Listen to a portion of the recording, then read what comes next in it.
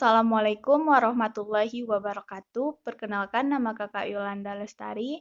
Kakak berasal dari jurusan Pendidikan Islam Anak Usia Dini 4B dengan NIM 1930 10 9059. Kakak kuliah di IAIN Batu Sangkar.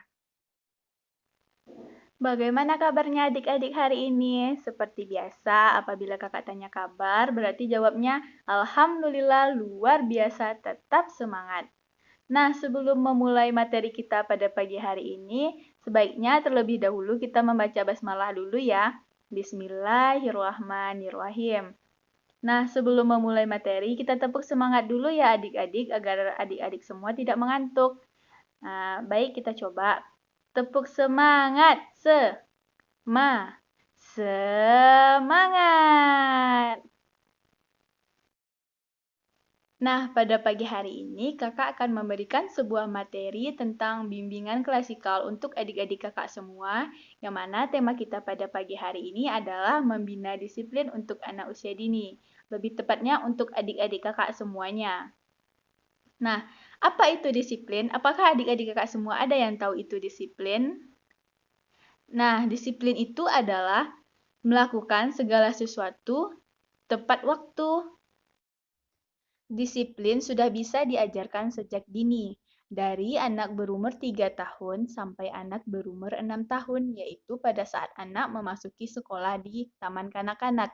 Jadi, adik-adik kakak semuanya sudah bisa loh disiplinnya untuk dilatih atau mengembangkan disiplinnya, karena adik-adik kakak semua sudah sekolah di taman kanak-kanak atau di PAUD atau di TK. Selanjutnya, bagaimana cara kita mengembangkan sikap disiplin pada anak-anak lebih tepatnya adik-adik kakak semua? Nah, yang pertama yaitu biasakanlah membuang sampah pada tempatnya. Contohnya, jika adik-adik kakak semua pergi jajan atau pergi belanja, jadi kan ada tuh plastiknya. Misalnya adik-adik kakak membeli makanan ringan, kan ada tuh plastiknya. Jadi plastiknya tuh dibuang pada tempatnya, dibuang di tong sampah begitu. Jadi adik-adik kakak tuh jangan membuang sampah tuh sembarangan atau di selokan atau di mana lah gitu. Jadi untuk adik-adik kakak semuanya buanglah sampah pada tempatnya gitu. Nah, selanjutnya yang kedua yaitu membiasakan meletakkan piring atau gelas kotor pada tempatnya. Jadi, untuk adik-adik kakak semuanya, apabila adik-adik semua selesai makan atau selesai minum, kan piringnya kotor tuh. Jadi adik-adik kakak semuanya tuh letakkan piring kotor itu kepada tempatnya gitu. Di mana tempat-tempat piring kotor tersebut di situ adik-adik kakak letakkan, jangan ditaruh di sembarang tempat.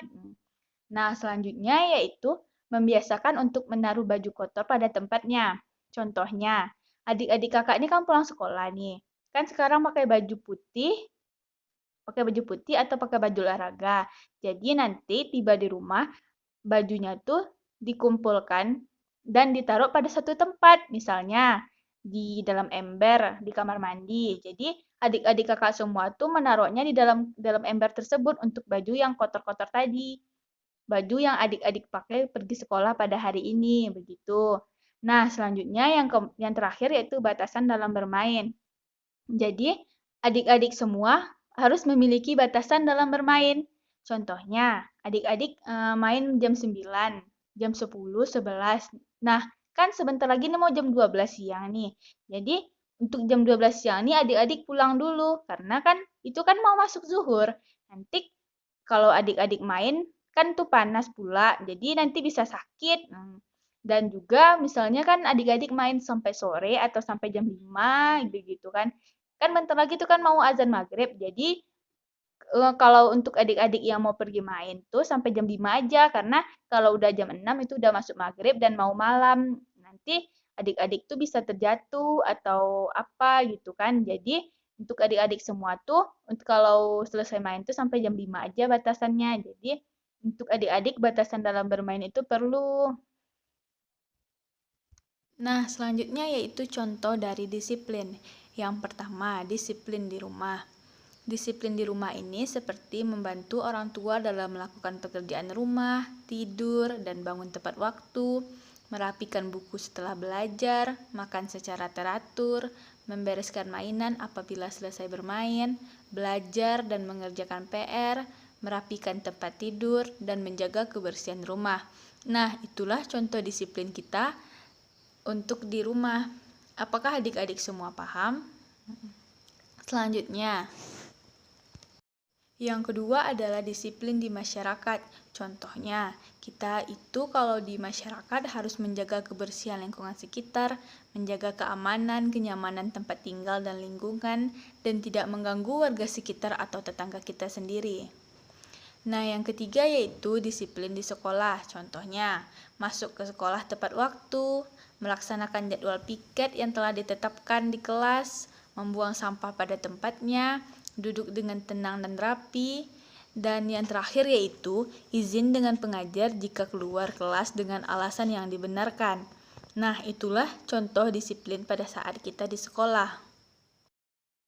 Dan yang terakhir adalah contoh disiplin di jalan raya. Contohnya, kita tuh di jalan raya harus bisa mematuhi peraturan pemerintah yang berkaitan dengan menggunakan jalan raya. Contohnya, kita kalau berjalan di sebelah kiri, di jalur kiri, tidak menerobos lampu merah, dan membawa kelengkapan surat kendaraan pada saat berkendara. Nah, itulah contoh kita disiplin di jalan raya, kita mematuhi peraturan yang ada di jalan raya, adik-adik kakak semuanya. Nah, yang terakhir yaitu manfaat dari disiplin itu sendiri. Yang pertama yaitu tumbuhnya kepekaan.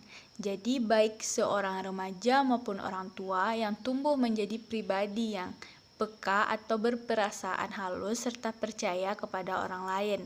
Dengan adanya sikap tersebut pada diri seseorang, maka dapat memudahkan dirinya untuk menyatakan perasaan kepada orang lain, termasuk kepada orang tuanya.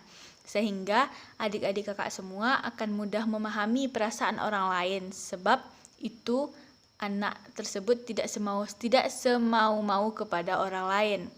Nah, yang kedua dari manfaat disiplin adalah yaitu mengajarkan keteraturan. Jadi, disiplin ini bisa seseorang akan memiliki pola hidup yang teratur serta dapat mengelola waktu yang dimilikinya dengan sebaik-baiknya. Dan selanjutnya, manfaat dari disiplin itu sendiri yaitu tumbuhnya kepedulian. Dengan adanya sikap disiplin akan membuat adik-adik semua memiliki integritas serta bisa memikul atau memiliki rasa tanggung jawab dan dapat memecahkan masalah dengan cara yang baik. Jadi, melalui disiplin kita memiliki tumbuhnya kepedulian. Kita memiliki rasa tanggung jawab dan dapat memecahkan masalah dengan cara yang baik. Nah, yang terakhir dari manfaat disiplin adalah tumbuhnya rasa percaya diri. Rasa percaya diri, sikap ini berkembang apabila anak diberi kepercayaan untuk melakukan suatu pekerjaan yang mana pekerjaan tersebut sudah kita perkirakan dapat ia selesaikan. Jadi, manfaat dari disiplin itu yaitu tumbuhnya rasa percaya diri pada diri adik-adik semua. Dan juga berkembang apabila anak diberi kepercayaan untuk melakukan suatu pekerjaan. Jadi, adik-adik semua ini diberikan kepercayaan untuk melakukan suatu pekerjaan yang mana pekerjaan itu sudah kita perkirakan dapat ia selesaikan. Yang mana pekerjaan tersebut sudah diperkirakan oleh orang tua atau oleh kakak atau saudara adik-adik semua bahwa adik-adik dapat menyelesaikannya. Nah, begitu.